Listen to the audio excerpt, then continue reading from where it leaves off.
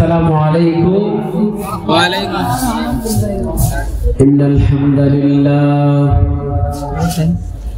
نحمده ونستعينه ونستغفره ونعوذ بالله من شرور أنفسنا ومن سيئات أعمالنا من يهد الله فلا مضل له ومن يضلله فلا هادي له ونشهد أن لا إله إلا الله وأن سيدنا محمدا عبده ورسوله أرسله بالحق بشيرا ونذيرا وداعيا إلى الله بإذنه وسراجا وقمرا منيرا. قال الله تعالى في كلامه المجيد وفي فرقانه الحميد: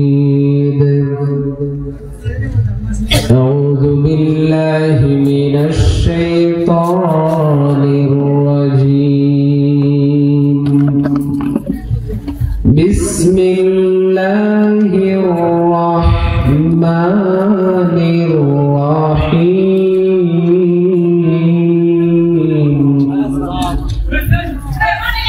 قل يا عبادي الذين أسرفوا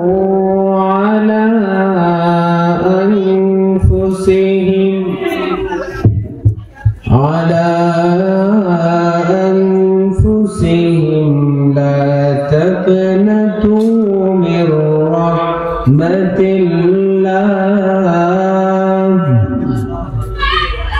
إن الله يغفر الذنوب جميعا إنه هو الغفور الرحيم.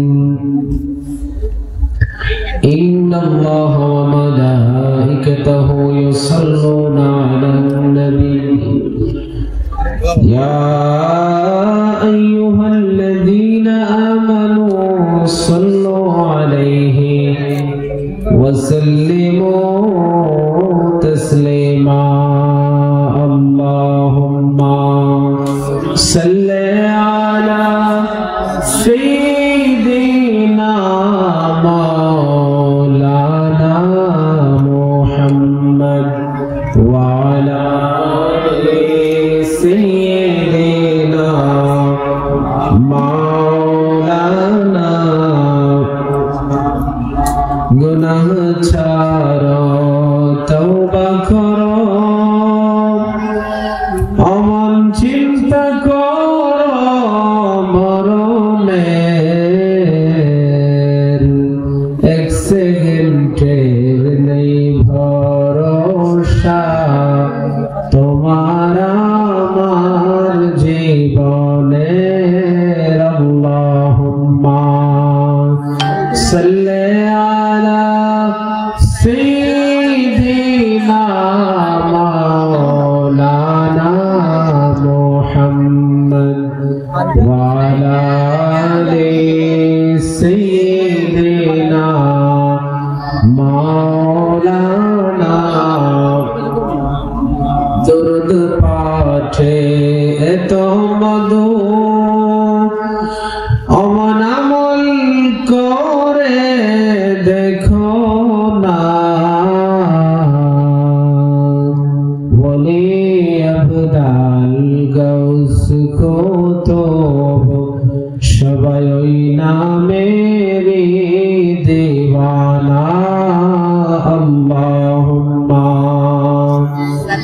সাল্লি আলা সাইয়্যিদিনা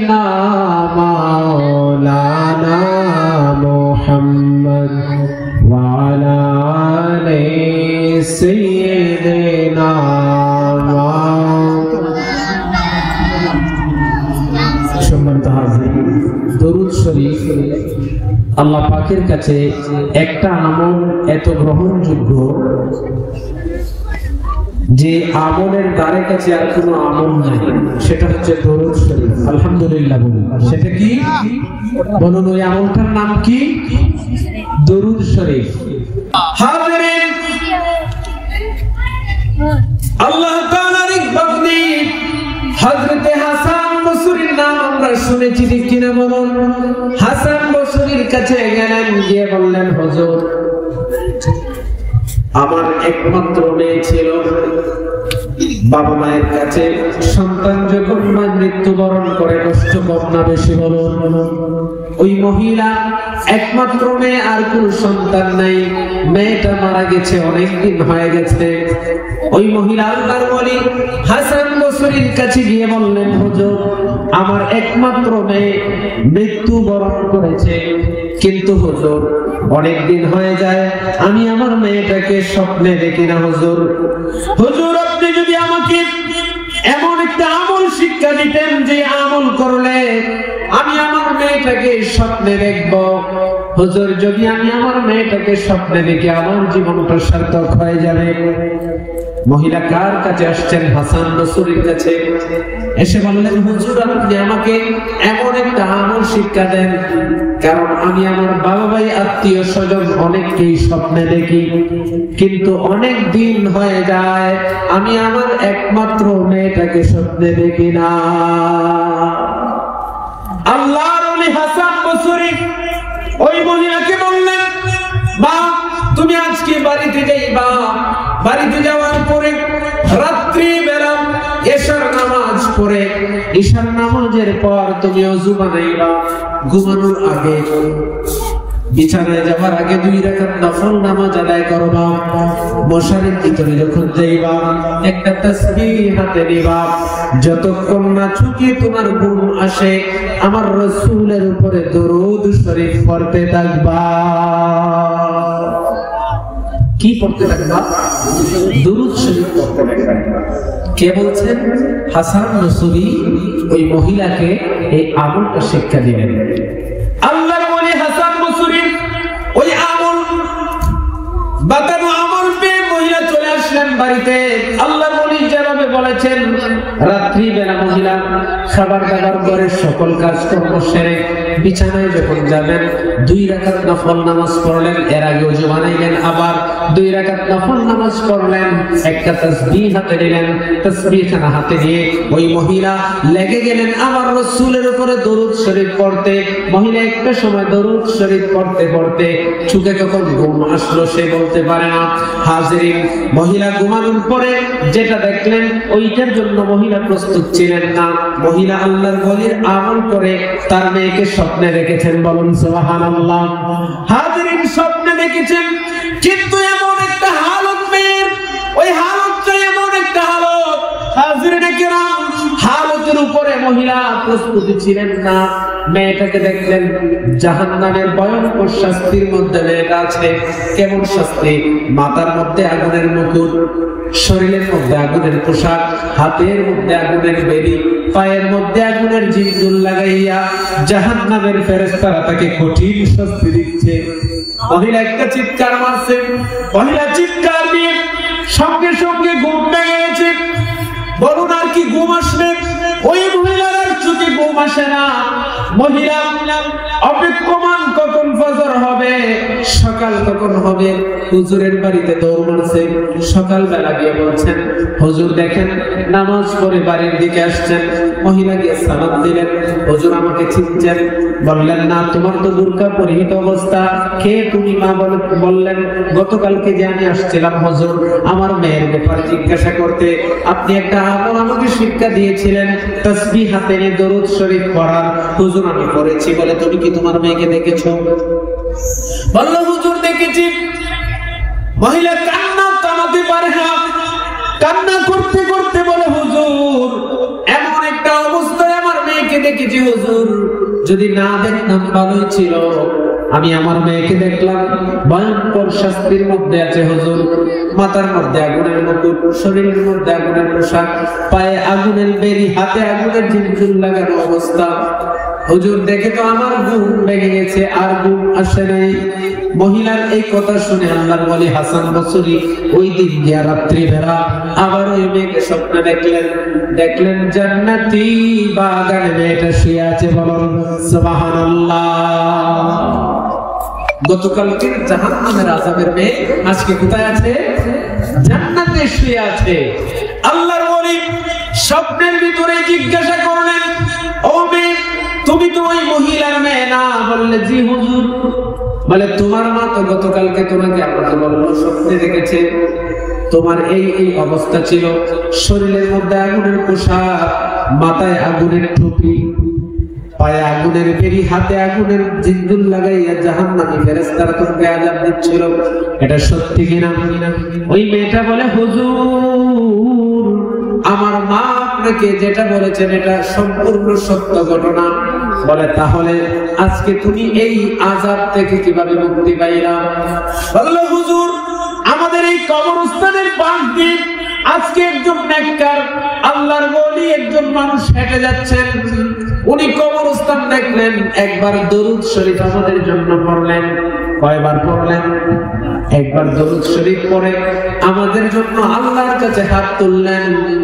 একবার দরুদের খাতিরে শুধু আমি নয়, এইভাবে আযাব চলতেছিল। একই সঙ্গে এই কবরস্থানে ৭০,০০০, কত হাজার? ৭০,০০০।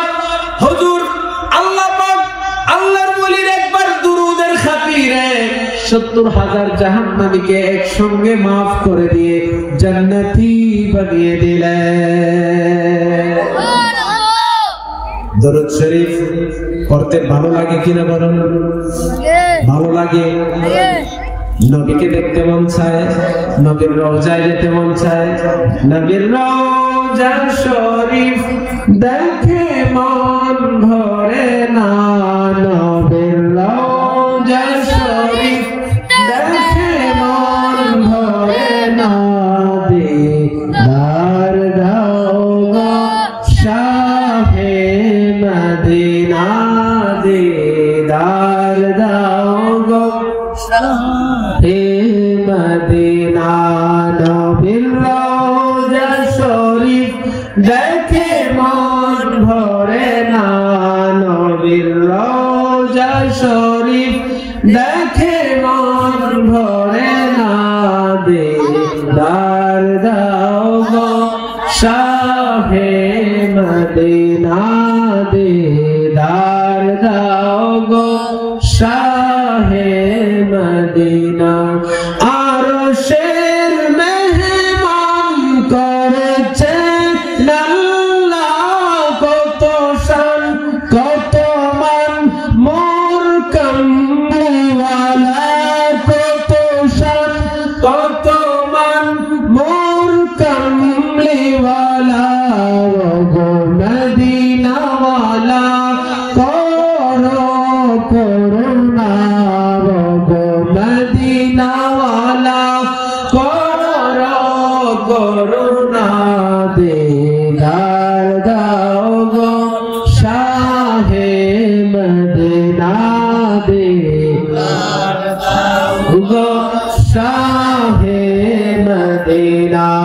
নবীর রওজা শরীফ দেখে মন ভরে না, নবীর রওজা শরীফ দেখে মন ভরে না, দিদার দাও গো শাহে মদিনা। সম্মানিত হাজিরিন, দরুদ শরীফ পড়তে ভালো লাগে না? দুরুদের মতো আরেকটা আমল আপনি পাবেন না, যে আমল আল্লাহর কাছে এত প্রিয়, অন্য কোন আমল আল্লাহর কাছে কবুল হতে দরুদ শরীফ লাগে। অন্য কোন আমল আল্লাহর কাছে পৌঁছানোর জন্য কিসের প্রয়োজন হয়? দুরুদের প্রয়োজন। তাহলে আপনারা দরুদ শরীফ পড়তে কৃপণতা করেন কেন? রাসূল বলছেন, যেই ব্যক্তি আমার নাম শুনলো আর দরুদ শরীফ পড়লো না, তার নাম ধুলায় দূষিত হোক। একটু দরুদ শরীফ পড়ে আল্লাহুম্মা সাল্লি আলা সাইয়্যিদিনা মাওলানা মুহাম্মদ محمد وعلى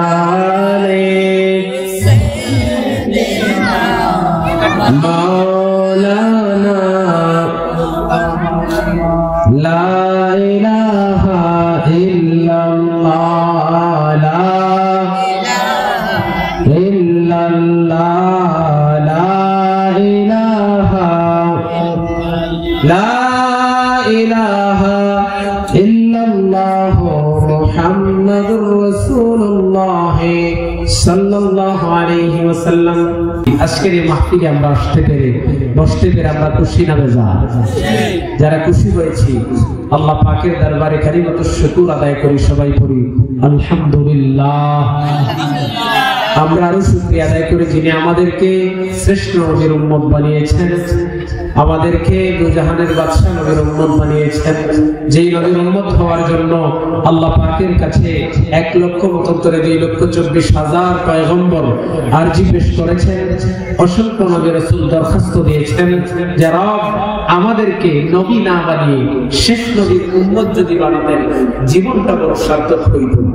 বলুন আপনি আমি কয়দিন আল্লাহর কাছে দরখাস্ত দিয়েছেন না আল্লাহ মায়া করে আমাদেরকে বানিয়েছেন শেষ নবীর উম্মত, ঠিক কিনা বলুন? মুসলমানের ঘরে জন্ম দিয়েছেন, ইসলাম দিয়েছেন, কিভাবে জন্মসূত্রে আমরা মুসলমান, শেষ নবী দিয়েছেন যেই নবী 1 লক্ষ মতান্তরে 2,24,000 পয়গম্বরের মধ্যে শ্রেষ্ঠতম নবী। এই নবীর উম্মত হবে সকল নবী রাসূলদের উম্মতের মধ্যে সবচেয়ে মর্যাদাবান। সুবহানাল্লাহ বলবেন না? তাহলে আমরা খুশি না বেজার? অবনত চিত্তে হৃদয়ের সবটুকু আবেগ উজাড় করে সমবেত কণ্ঠে আবারও পড়ি আলহামদুলিল্লাহ। সম্মানিত হাজিরিন, এই আলহামদুলিল্লাহ বললে আল্লাহ পাক এত খুশি হন, এত মায়া করেন বান্দাকে।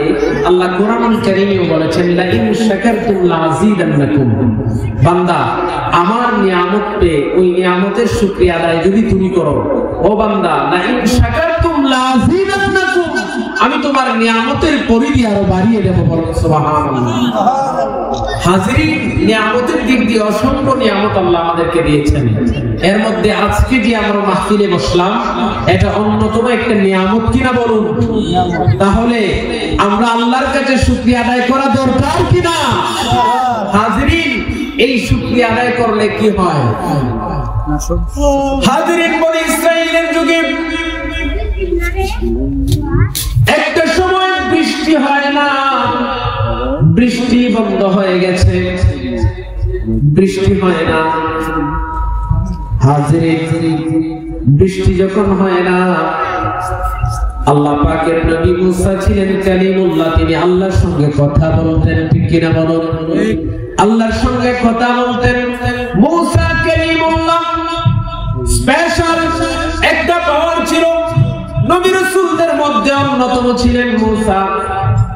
আল্লাহ পাক আর কোন নবীর সঙ্গে এইভাবে কথা বলেন নাই। সিনাই উপত্যকা গিয়ে একটা পাথরের রাস্তার মধ্যে উনি কথা বলতেন, উম্মতের দাবি দাবাগুলো উনি আল্লাহর কাছে পেশ করতেন। উম্মতরা যখন আসলেন ও আল্লাহর নবী, জমিনের ফসলগুলো বিরান হয়ে যাচ্ছে, পশু পাখিগুলো পানি পাচ্ছে না, বৃষ্টি হয় না, জমিন বিরান হয়ে যাচ্ছে। আল্লাহকে জিজ্ঞাসা করবেন আল্লাহ বৃষ্টি কখন দিবেন? মুসা নবী সকালের আবদার গুলো নিয়ে যখন সিনাই উপত্যকার দিকে যাচ্ছেন, দূর পাহাড়ের দিকে, প্রতিমধ্যে একটা হরিণ রাস্তার মধ্যখানে দাঁড়ানো। আল্লাহর নবী মুসা যখন হরিণীকে দেখলেন, দূর থেকে মনে করলেন হরিণী মুসা নবীকে দেখেন নাই। হাজিরিন, মুসা নবী কি করলেন? গলাকে কাশি দিলেন। দেখবেন আগের মুরব্বীরা যখন কারো বাড়িতে আসেন, ঘরে ঢোকার আগে একটা কাশি দেন, ঠিক কিনা? মুসা নবী কাশি দিলেন, কিন্তু হরিণী বললেন ও মুসা, আমরা তোমাকে দেখেছি। ও আল্লাহর নবী মুসা, আমি আপনাকে দেখেই দাঁড়িয়েছি, বনের সকল পশু পাখিগুলোর পক্ষ থেকে আমাকে প্রতিনিধিত্ব করার জন্য পাঠিয়েছেন আপনার কাছে। সুবহানাল্লাহ বলুন। আপনি কোথায় যাচ্ছেন? বলে আল্লাহর সঙ্গে কথা বলতে। কিসের জন্য যাচ্ছেন? দাবি দাবা নিয়ে। তাহলে আমাদেরও একটা দাবি শুনুন। বলে কি? বলে আল্লাহ তো অনেক দিন ধরে বৃষ্টি দেন না, আমাদের এই জঙ্গলের ভিতরে একটা জলাশয় ছিল, ওইটা শুকিয়ে গেছে, পশু পাখিগুলো পানি না পেয়ে বাচ্চা মা পশুগুলার স্তনগুলা শুকিয়ে গেছে, দুধ পায় না। আল্লাহকে বলবেন আল্লাহ কখন কোন দিন বৃষ্টি দিবেন, কি জিজ্ঞেস করতে বলছে? আল্লাহ পাককে জিজ্ঞেস করবেন আল্লাহ বৃষ্টি দিবেন কিনা। মুসা নবী যখন আল্লাহর কাছে গেলেন, আল্লাহ পাক বললেন ও মুসা কেন আসলা? বলে রব তুমি তো জানো বৃষ্টি হয় না, দাবি দাবা অনেক আছে, উম্মতের পশু পাখিগুলোর দাবিও আছে। বললেন বৃষ্টি কখন হবে? মুসা নবী যখন জিজ্ঞাসা করলেন বৃষ্টি কখন হবে, আল্লাহ বললেন বৃষ্টি হবে। মুসা নবী জিজ্ঞেস করলেন কখন হবে, আল্লাহ বললেন হবে। মুসা নবী বলে আল্লাহ কখন হবে? আল্লাহ বললেন হবে। বলে হবেটা কবে? এই কথা যখন আল্লাহকে বললেন, সম্পর্ক ভালো হলে একটু জোর জবরদস্তি করা যায় কিনা বলুন? সম্পর্ক ভালো আল্লাহ পাককে যখন বললেন, আমার আল্লাহ বললেন মুসা অস্থির হয় না, বৃষ্টি হবে। বলে তারিখ বলে, বলে বৃষ্টি হবে তবে 70 বছর পরে। বলুন সুবহানাল্লাহ। কত বছর পরে? মুসা নবীর রাগ বাড়ছে না কমছে? মুসা নবী ছিলেন রাগী নবী, খুব রাগী নবী ছিলেন। মুসা নবী আর কথা বলেন না। আল্লাহ পাক বললেন ও মুসা আর কোন দাবি আছে কিনা বলো, উত্থাপন করো। বলে আর কোন কথা নাই, আর কোন দাবিও নাই, সব ভুলে গেছি। এই কথা বলে চলে এসে রাগ করে বলছেন। আল্লাহ বললেন মুসা রে কিছু বলবা না? বলে না। মুসা নবী চলে আসছে, আসে আর মুসা বলে হরিণকে যেন না পাই, কাকে না পাই। কারণ হরিণ তো দাঁড়ানো, হরিণ বলছে হুজুর আপনি আসার আগে, আপনি আসা পর্যন্ত আমি অপেক্ষমান থাকবো রাস্তায়। মুসা নবী যায় আর বলে হরিণ যেন না পাই। মুসা নবী রাস্তা চেঞ্জ করে রয়েছেন, যেই রাস্তা দিয়ে আসছিলেন ওই রাস্তা দিয়ে গেলে তো হরিণকে দেখা পাবো। উনি রাস্তা যখন চেঞ্জ করলেন, হরিণ ওই রাস্তার মধ্যেখানে গিয়ে দাঁড়ানো। বলুন সুবহানাল্লাহ। বললেন আল্লাহ নবী মুসা আপনি রাস্তা কেন বদলালেন? বললেন হরিণ কারণ আছে। বলে কি? বলুন বৃষ্টি কখন হবে? বলে এটা তোমার শোনার দরকার নাই, তুমি নিতে পারবা না, তুমি নিতে পারবা না। বলে বলেন না আপনি? বলে না দরকার নাই। হরিণ জোরাজুরি করছে। বলে আল্লাহ কি বলছেন আপনাকে একটু আমাদেরকে বলুন। বললেন বৃষ্টি হবে আল্লাহ বলছেন, কিন্তু 70 বছরের আগে না। সুবহানাল্লাহ বলতেন না? কত বছরের আগে না? 70 বছরের আগে না। মুসা নবীর মনটা খারাপ। ওই সময় হরিণ বলে উঠছে আলহামদুলিল্লাহ। কি বলছে? আলহামদুলিল্লাহ। এবার বলুন মুসা নবীর রাগ আর একটু বাড়বে না কমবে? মুসা নবীর রাগ আরো বাড়ছে। মুসা নবী বললেন ও হরিণ শুন, 70 বছর পরে তুই কি থাকবি? বলে না তোর সন্তান থাকবে। বলে না তোর আওলাদ কয়টা দেশে থাকবে? বলে জানি না। বলে তাহলে তুই আলহামদুলিল্লাহ কেন করলি?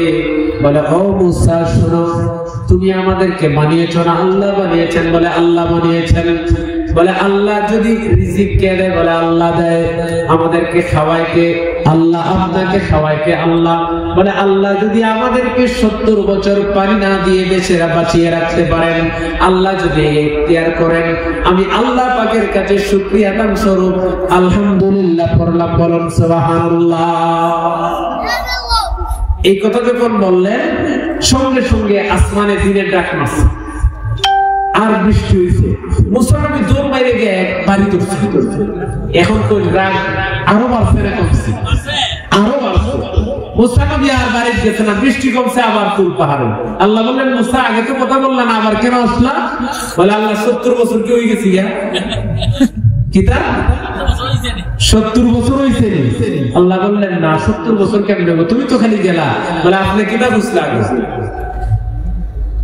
আল্লাহ বলেন আমি বলছিলাম 70 বছরের আগে বৃষ্টি হবে না। বলে তাহলে কি 70 বছর হয়ে গেছে নাকি? আমার আল্লাহ বললেন মুসা শোনো, বিষয়টা আসলে এমন না। বলে কেমন বিষয়? আপনি বললেন 70 বছর পরে হবে, এখন বৃষ্টি দিয়ে দিলেন, আবার বললেন বিষয়টা এমন না। মুসা নবী বললেন আল্লাহ এটা কেমন কথা?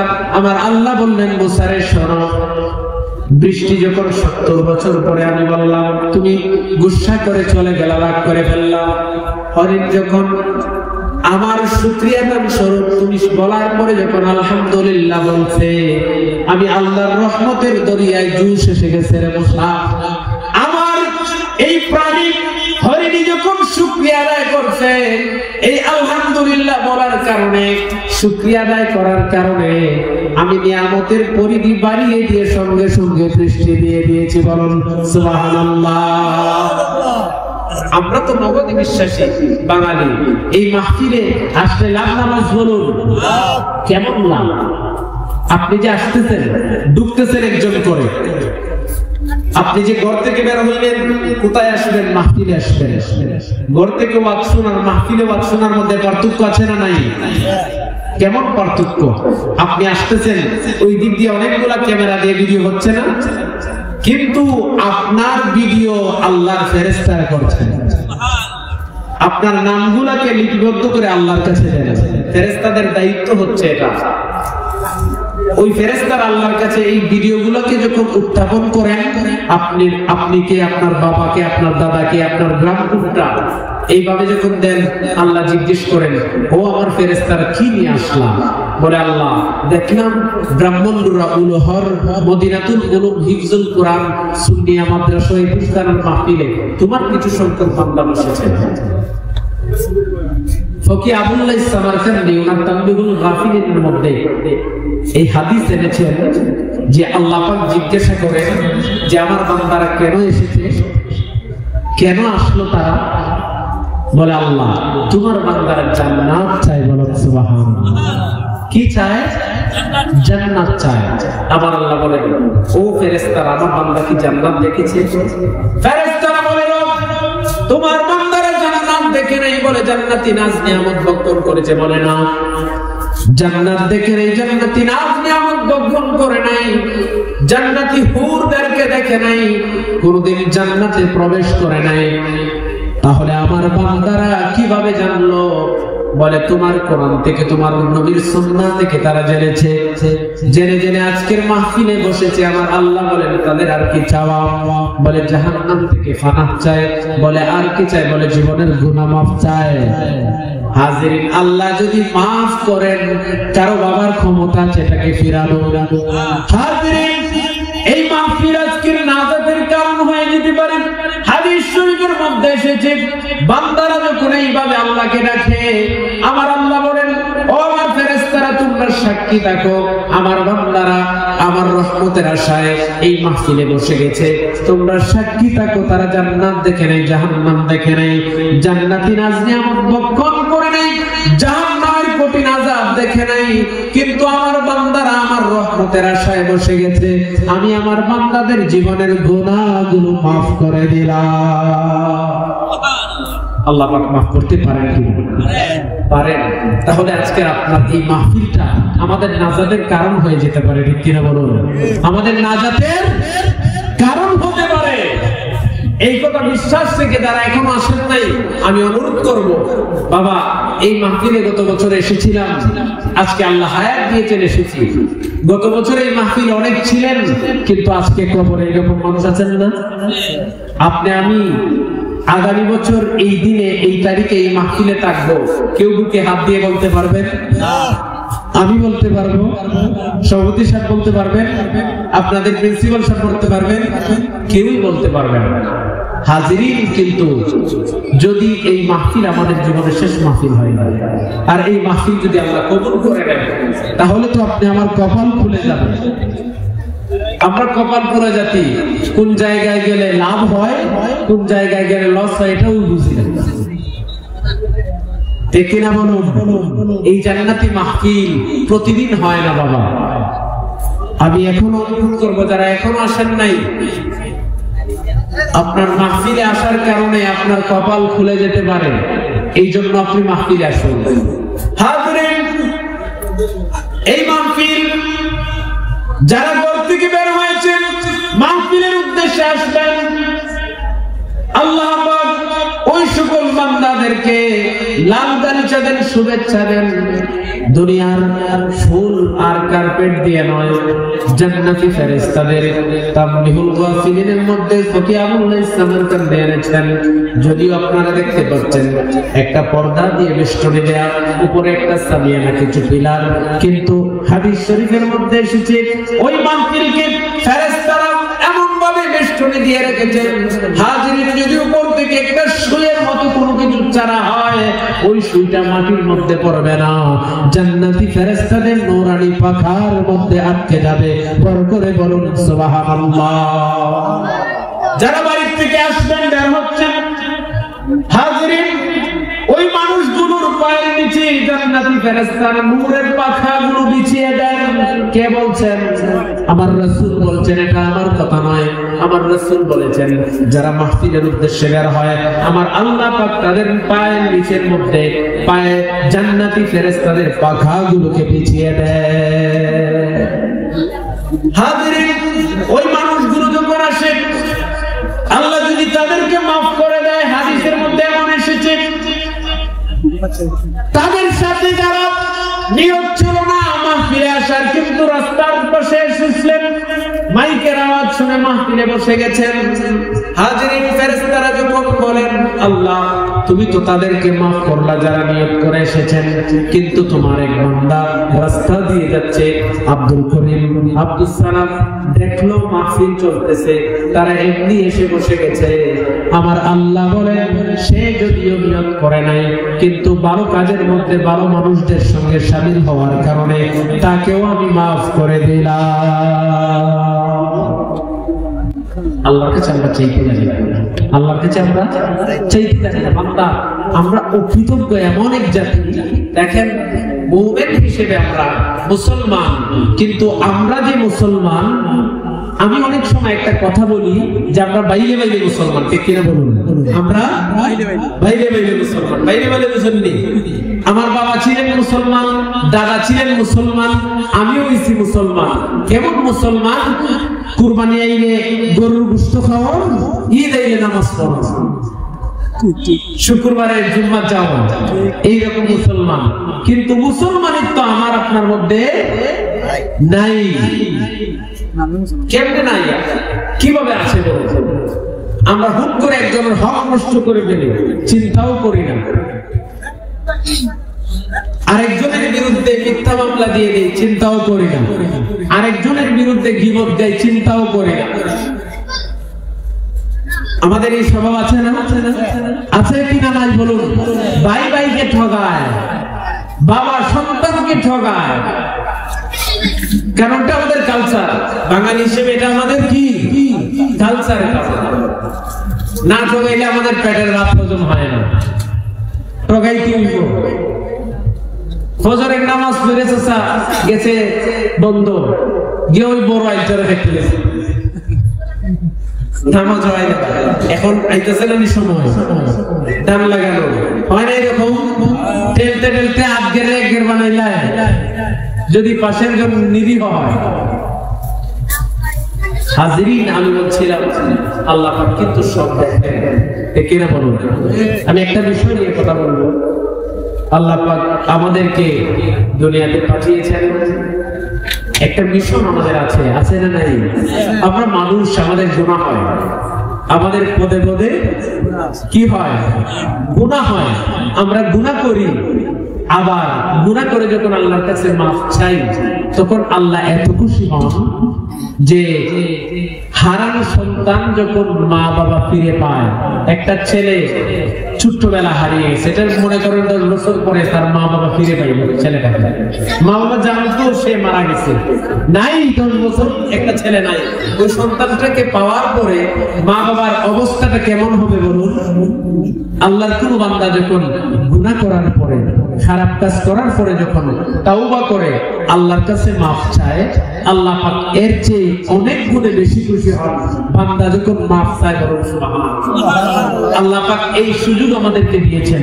কেন দিয়েছেন? আমরা উম্মতে মুহাম্মদ। অন্যান্য জাতিদেরকে কিন্তু এইরকম সুযোগ দেন নাই। দেখেন তারা গুনাহ করছে, তাদের উপরে পাথরের বৃষ্টি হয়েছে, আগুনের বৃষ্টি হয়েছে, বন্যা ইয়া তাদেরকে ধ্বংস করছে, তাদেরকে নদীর ভিতরে দাবিয়ে দেওয়া হয়েছে। কিন্তু একমাত্র শেষ নবীর উম্মতকে আল্লাহ পাক হেফাজত করেছেন। আমরা গুনাহ করি, আমাদের গুনাহগুলোকে আল্লাহ দেখে রাখেন, ঠিক কি না বলো? আল্লাহ পাক কোরআনুল কারীমে বলেছেন, قل يا عبادي الذين أسرفوا على أنفسهم لا تقنطوا من رحمة الله إن الله يغفر الذنوب جميعا إنه هو الغفور الرحيم। হাজিরিন, আল্লাহ পাক বলেন, বান্দা তোর গুনাহ যদি সমুদ্রের ফেনার চেয়েও বেশি হয়ে যায়, উহুদ পাহাড়ের চেয়েও যদি বেশি হয়ে যায়, লা তাকনাতু মির রাহমাতিল্লাহ, বান্দা আমার রহমত থেকে নিরাশ হইস না। আমি হচ্ছি ইন্নাল্লাহ ইয়াগফিরুদ যুনুবা জামিআ ইন্নাহু হুয়াল গফুরুর রহিম। আল্লাহ বান্দাকে অপেক্ষা করেন, বান্দা কখন আল্লাহর কাছে চাইবে, আল্লাহ মাফ করার জন্য রেডি থাকেন। আল্লাহর আমরা একবার ডাকলে আল্লাহ জবাব কতবার দেন? 70 বার দেন। কতবার দেন? আল্লাহরে যদি একবার ভুলে ডাকে, হাজিরিন ভুলে বুঝেননি জান্না না জানাও যদি রাখেন, একটা লোক বনি ইসরাইলের যুগে এক মূর্তি কান্দে লিয়ে আসে, আর সে তার মূর্তিরে রাখে ভুলে একদিন মূর্তির নাম না রেখে আল্লাহর নাম হয়েছে, সঙ্গে সঙ্গে আল্লাহ জবাব দিয়েছে। সুবহানাল্লাহ বলবেন না? সে ওই সময় ইশারা ফেলাইছে, তোরে সারা জীবন খান্দলে ভুললাম, তোরে ডাকলাম, তুই জবাব দিলে না, ভুলে আমি একজনের ডেকে লাইছি, তাই জবাব দিয়েছে সাথে সাথে। এই জন্য কবি মুহাম্মদ আব্দুল কাদির বলেছেন, তোমাকে ডাকি যদি একবার আল্লাহ, আমাকে কাছে টানো বারবার, বরং তোমাকে ডাকি যদি একবার আল্লাহ, আমাকে কাছে টানো বারবার, যদি পথ বলে যায় আমাকে দিওটাই, যদি পথ বলে যায় আমাকে দিওটাই, দিও দিশা এইটুকু আবদার আল্লাহ, আমাকে কাছে টানো বারবার, তোমাকে ডাকি যদি একবার আল্লাহ, আমাকে কাছে টানো বারবার। হাজিরিন, আল্লাহ পাককে আপনি ডাক দিলে আল্লাহ শুনেন কিনা বলুন? আল্লাহ বান্দার জন্য অপেক্ষা করেন। বান্দা তুই যদি গুনাহ করিস, লা তাকনাতু মির রাহমাতিল্লাহ, আমার রহমত থেকে নিরাশ হইস না। বনি ইসরাইলের যুগে একটা লোক সফরের উদ্দেশ্যে বের হয়েছে, বুখারী শরীফের হাদিস। ওই লোকটা যখন সফরের উদ্দেশ্যে বের হয়েছে, ওই লোকটা যখন যায় হাঁটতে হাঁটতে, তার সঙ্গে কয়েকটা জিনিস, এর মধ্যে বাহন, একটা হচ্ছে বাহন যে সওয়ারির উপরে সে যাবে, ঘোড়া অথবা উট একটা আছে ঘোড়া, তার সঙ্গে খাবার আর কিছু অর্থ করি সামান, কয়জাত বলুন, 3 ধরনের সামান নিয়ে সে রওনা হয়েছে।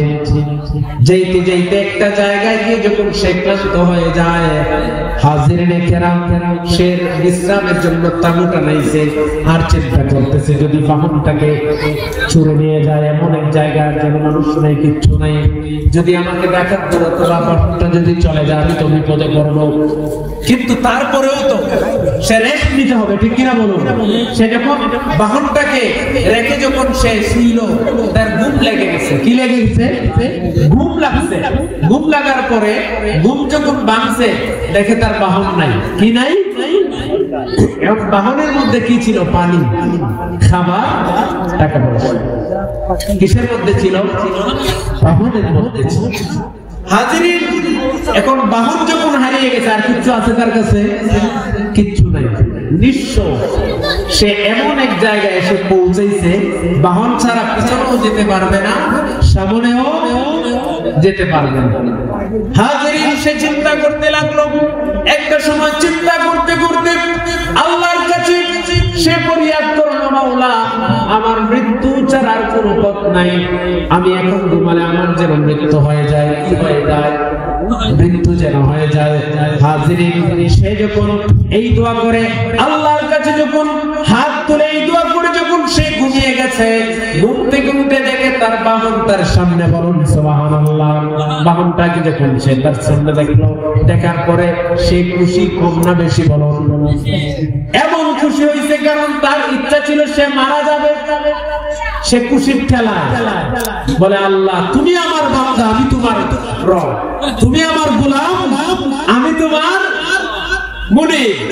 এই কথা বলে আল্লাহর কাছে দোয়া করে আর কান্দে।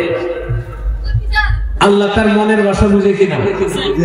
এই বান্দাটা যেইভাবে খুশি হইছে, তার হারানোর জিনিস ফিরে দেয় আল্লাহর কাছে। যখন বান্দা তওবা করে, আল্লাহ এর চেয়ে হাজার গুণ বেশি খুশি হয়ে যায়, বলুন সুবহানাল্লাহ। আপনাদের বিশ্বাস আছে আল্লাহ পাক যে বান্দাকে মাফ করেন?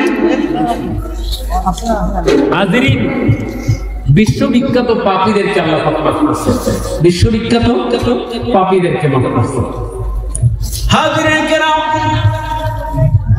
একটা যুবক ছেলে, তার কাজ হলো পাপাচার করা। সমাজের যত অনাচার আছে, যত খারাপি আছে, সবগুলো সে করে।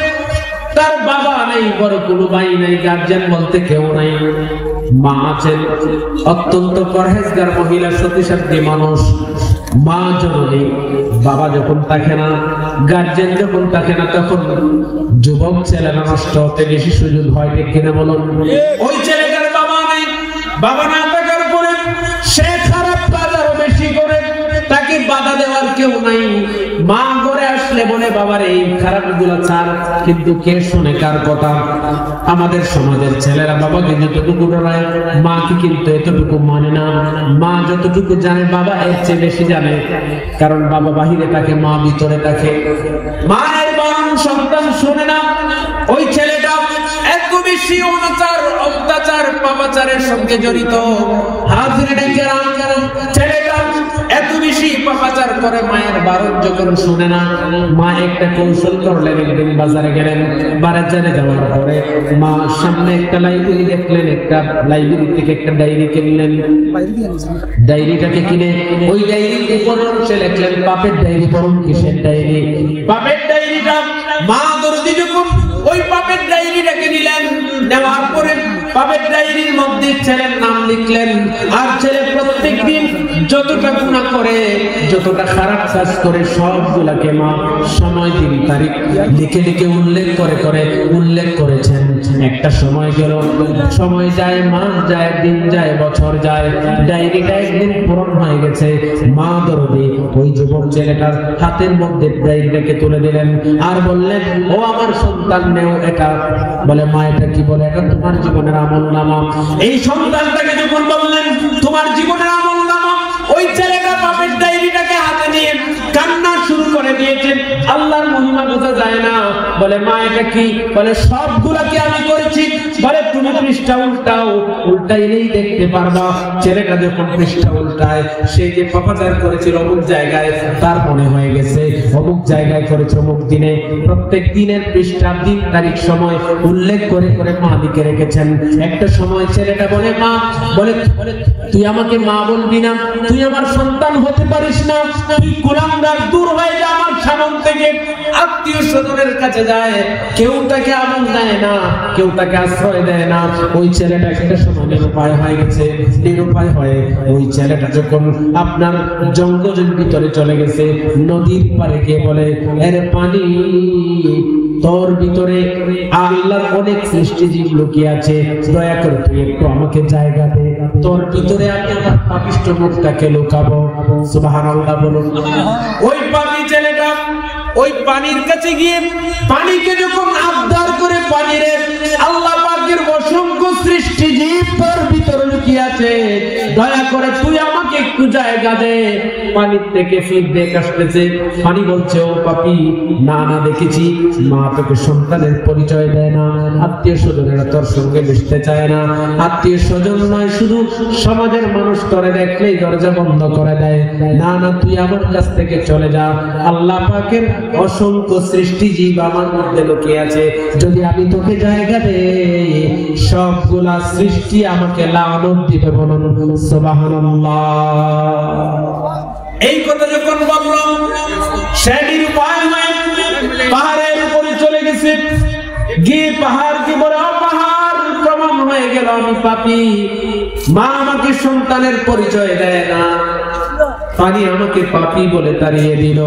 পানির মতো তোর কাছে আবদার করি, তুই আমাকে একটু জায়গা দে, আমি হলাম পাপী, সমাজের শ্রেষ্ঠতম পাপী, আমার চেয়ে পাপী আর এই দুনিয়ায় আল্লাহর জমিনে কেউ নাই। এই কথা যখন বলল, ওরে পাহাড়, তোর ভিতরে অসংখ্য মানুষ সহ আল্লাহর অসংখ্য জীব লুকিয়ে আছে, আমার পাপিষ্ঠ মুখটা তোর ভিতরে লুকাবো, আমাকে একটু জায়গা দে। পাহাড় থেকে এরকম আওয়াজ আসছে, ও পাপী, দেখেছি মা তোকে জায়গা দেয় না, পানি তোকে জায়গা দিল না, সমাজ তোকে জায়গা দেয় না, মেনে নেয় না, আমি কি করে দিব? আমার ভিতরে আল্লাহর অসংখ্য বান্দা নেককার মানুষেরা ঘুমিয়ে আছেন, আমার সম্বন্ধে অনেক প্রাণী শুয়ে আছে, না না আমি তোকে জায়গা দিতে পারবো না। পাপিষ্ঠটা নিরুপায় হয়ে গেছে। হাজিরিন, একটা সময় রাত্র যখন গভীর হয়ে গেছে, পাপিষ্ঠটা পাহাড়ের পাদদেশে উঠেছে, পাহাড়ের উপরে উঠে আমার মাওলাকে একটা ডাক মারছে, আর কোরআনের আয়াতের কথা তার মনে হয়ে গেছে, লা তাকনাতু মির রাহমাতিল্লাহ, বান্দা আমার রহমত থেকে নিরাশ হয় না।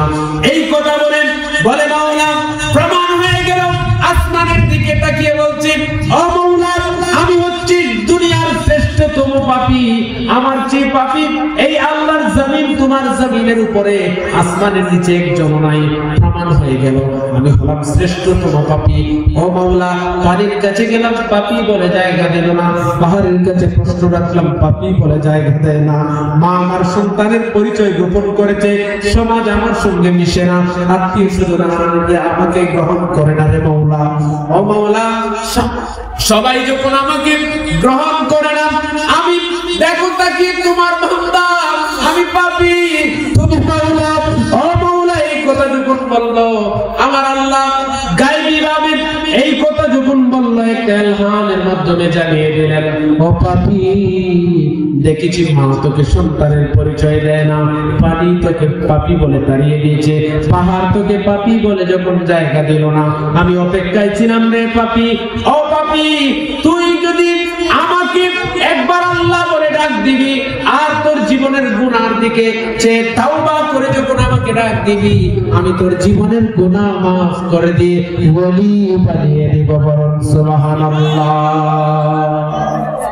ক্ষমা যদি চাও ডুবে পাক দরিয়ায়, ক্ষমা করে দিবে প্রভু ক্ষমা বিলায়, ক্ষমা বিলায়।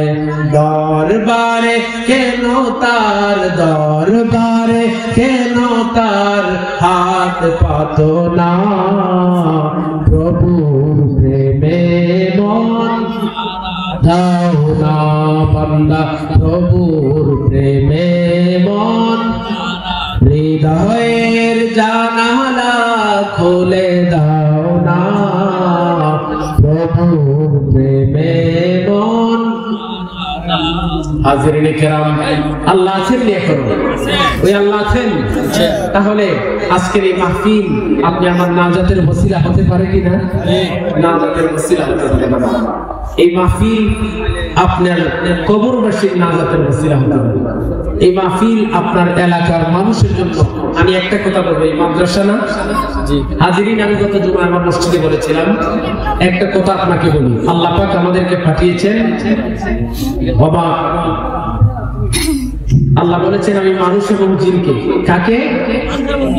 মানব এবং দানবকে সৃষ্টি করেছি শুধুমাত্র ওমা খালাকতুল জিন্না ওয়াল ইনসা ইল্লা লিয়াবুদুন, আমি মানুষ এবং জিনকে সৃষ্টি করেছি শুধুমাত্র আমার ইবাদতের জন্য। সম্মানিত হাজিরিন, আমি বলছিলাম যে আল্লাহর ইবাদতের জন্য সৃষ্টি করেছেন। আল্লাহ পাক আমাদেরকে ফরজ করেছেন ইলমে দ্বীন শিক্ষা করা। কি শিক্ষা করা ফরজ করেছেন? ইলমে দ্বীন শিক্ষা করা। আজকে আমরা মনে করি যে মাস্টার ডিগ্রি পাস করলে এটাকে উচ্চ শিক্ষা বলি। রাগ করবেন না আপনারা। মাস্টার ডিগ্রি পাস করা একজন এসে যখন বাবার জানাজা পড়াতে পারে না, কবর জিয়ারত করতে পারে না, এটাকে কি আপনি উচ্চ শিক্ষিত বলবেন? আমরা বলি এটা মূর্খতা ছাড়া কিছুই। যে ছেলে বাবার জানাজা পড়াতে পারে না, কবরস্থানের পাশে বসে দাঁড়িয়ে সূরা ফাতিহা, ইখলাস, দুরূদ শরীফ পড়ে বাবা মায়ের কবর জিয়ারত করতে পারে না, সেটা কিসের উচ্চ শিক্ষা? উচ্চ শিক্ষা যদি হয় তাহলে যেটা দ্বীনি শিক্ষা, আল্লাহ যেটাকে বলেছেন, রাসূল যেটাকে বলেছেন, এটা হচ্ছে উচ্চ শিক্ষা। ঠিক কিনা বলুন? ডিসেম্বর মাস, আপনি এখন সিদ্ধান্ত নেবেন যে আপনার সন্তানকে আপনি কি কুলাঙ্গার বানাবেন, মানুষ বানাবেন। দুইটা পথ, মানুষ বানাবেন নাকি অমানুষ বানাবেন? কি বানাতে চাই আমরা? মানুষ বানাতে চাই। হাজিরিন, আজকে পর্যন্ত আপনি বলতে পারবেন না কোন বাবার সন্তান, কোন মাদ্রাসার হুজুর তার বাবা মাকে বৃদ্ধাশ্রমে পাঠিয়েছে, এটা কেউ বলতে পারবেন না। কিন্তু এরকম অহরহ প্রমাণ আছে। বহু ইঞ্জিনিয়ার, বাংলাদেশের প্রাচ্যের অক্সফোর্ড যেটাকে বলা হয়, ঢাকা ভার্সিটির বহু প্রফেসরের ছেলে মেয়েরা বাবা মাকে বাহির করে দিয়ে বৃদ্ধাশ্রমে পাঠিয়ে দিয়েছে। এই জন্য বলছি যে সন্তানকে আজকে আপনি এখনই সিদ্ধান্ত নেন, আপনার সন্তানকে মানুষ বানান। ওই দিন বুঝদান করুন সবাই মিলে আল্লাহুম্মা আমিন। এসেছেন আলোচনা করবেন। আমি অনুরোধ করবো যারা আশপাশে আছেন আপনারা জান্নাতি মাহফিলে চলে আসেন। আমি 1 মিনিট একটু দোয়া করব। আল্লাহুম্মা আমিন। আল্লাহুম্মা আইন্না আলা যিকরিকা ওয়া শুকরিকা ওয়া হুসনি ইবাদাতিক। রব্বানা তাকাব্বাল দুআ। রব্বে কারীম, রাব্বুল রাউলহর মদিনাতুল উলুম হিফজুল কোরআন সুন্নিয়া মাদ্রাসা দস্তরবন্দি উপলক্ষে আজকে এই তাফসীরুল কোরআন সুন্নি মহাসম্মেলনকে তুমি কবুল ফরমাও। আল্লাহ তাআলা আউয়াল থেকে আখির পর্যন্ত দুই দিনের মাহফিলকে তুমি কবুল ফরমাও। এই মাহফিলে যারা পাগড়ি পাবেন, যারা সাহায্য সহযোগিতা করেছেন, শ্রম, টাকা পয়সা, অর্থ করে দিয়ে মানসিক শারীরিক সকলের দান এবং শ্রমকে তুমি কবুল ফরমাও। হায় আল্লাহ, যারা আলোচক আসবেন, যারা আসছেন, যারা আগামীকালকে আসবেন, প্রত্যেককে সহি সালামতে আসা এবং যাওয়ার তৌফিক দিও মাওলা। খাস করে মাওলা করিম আমাদের প্রত্যেকের মা বাবা যাদের কবরে, মা বাবার কবরকে জান্নাতের টুকরা বানাও। এই মাহফিলকে আমাদের নাজাতের ওসিলা বানাইও আল্লাহ। আমরা জীবনের গুনাহ মাফ করে দাও। এই নবীর বাগানকে কিয়ামত পর্যন্ত কায়েম আর দায়েম রাখিও আল্লাহ। খাস করে মাওলা করিম জীবন ভর আমরা গুনাহ করি আল্লাহ, আজকে জান্নাতি মাহফিল এসে তোমার কাছে তাওবা করলাম, মাফ চাই আল্লাহ। আমাদের জীবনের গুনাহগুলো মাফ করে দাও ইলাহি। বাহকে মুহাম্মদ রাসূল दुआ हम करते हो करो तुम कबूल। दुनिया में सलामती आखिरत में नाजात, यही है हमारा गुनहगार को मुनाजात। आमीन। ला इलाहा इल्लल्लाह मुहम्मदुर रसूलुल्लाह। अस्सलामु अलैकुम व रहमतुल्लाह।